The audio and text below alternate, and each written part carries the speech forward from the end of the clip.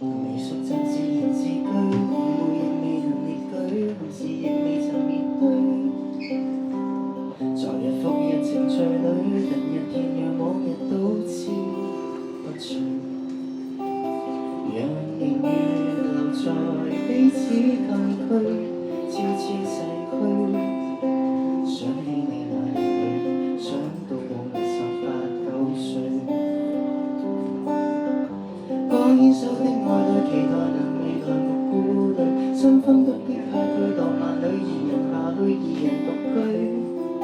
只怕現實的總要讓對發現再喜歡也不對。一邊哭乾眼淚，寂寞懷念潛着進睡，邊找新的愛侶沉下去，治療病態自憐自虛。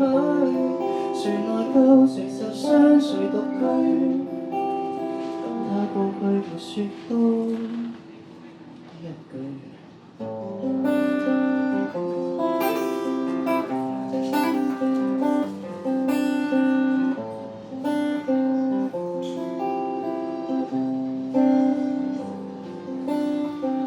常在疑惑誰奪去，忘記過熱情沒水，活着為覓求難追。在日復日程序裏，人日遍讓往日都知不隨，離去的讓年月留在彼此禁區，悄悄逝去。想起你那夜裏，想到某日28、9歲。剛牽手的愛侶，期待能未來無顧慮，新婚不必派對，浪漫裏二人下去，二人獨居。只怕現實的總要面對，發現再喜歡也不對。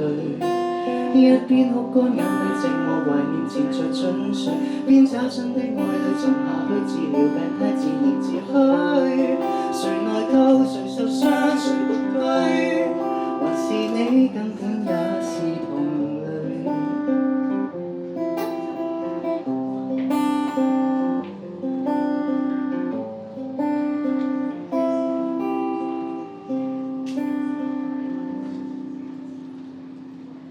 等他一乾眼淚，寂寞懷念隨着眼淚，身心儘管破碎，若未能治療內疚，未來或許不再用什麼粉碎來告別最親的也乾脆。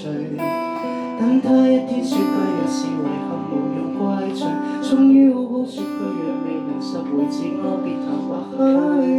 誰內疚，誰受傷，誰獨居？